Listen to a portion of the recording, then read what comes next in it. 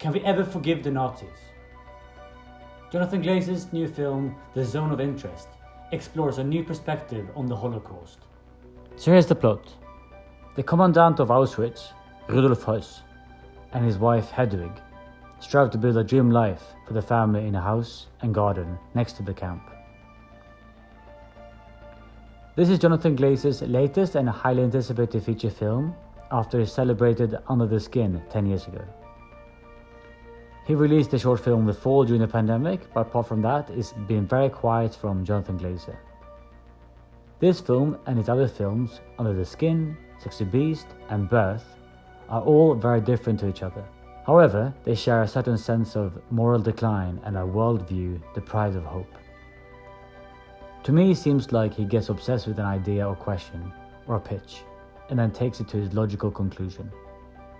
In Under the Skin, it's an alien who preys on men in Glasgow, turning into an existential labyrinth.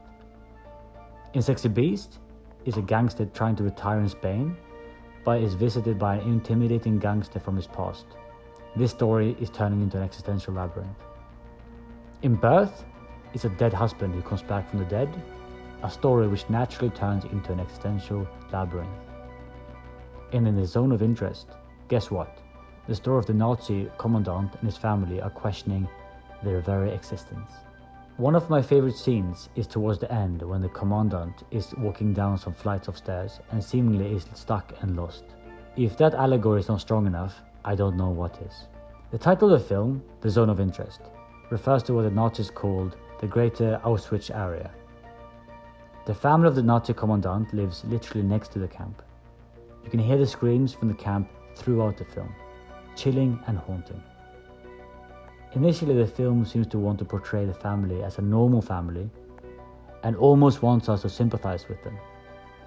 The question I keep asking myself is, how do you make a film about Nazis from an ethical perspective?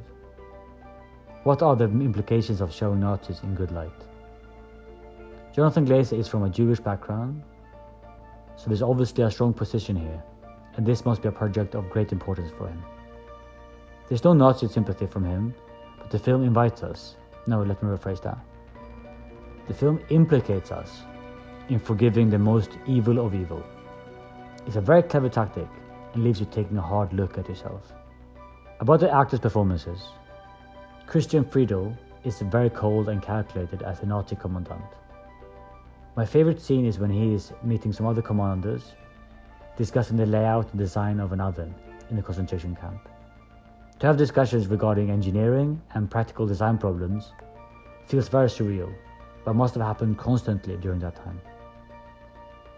That scene shows so clearly how the Holocaust was normalized and standard operating procedure.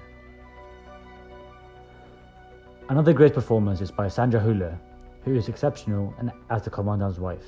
For her to star in this film, as well as in the Cannes Palme d'Or winner Anatomy of a Fall this year, at the same time, is beyond impressive. She's carrying the entire German nation on her shoulders in this film, symbolized of being the matriarch. About the craftsmanship and the production of the film, there are some formalistic acrobatics, but overall, it's very controlled and intentional storytelling. The cinematography is very bleak and realistic. It has a documentary style to it. It is very controlled with several static shots. Apparently, there were up to 20 hidden cameras around the set, which captured the actors in every angle possible, which according to Christian Friedel, felt very liberating and authentic. The sound design is very powerful, but very sparse. The tone, world and craft reminds of Haneke's filmmaking, especially The White Ribbon. Jonathan Glazer's The Zone of Interest left me shook up for days after watching it. I would urge anyone to go and watch it if they get a chance.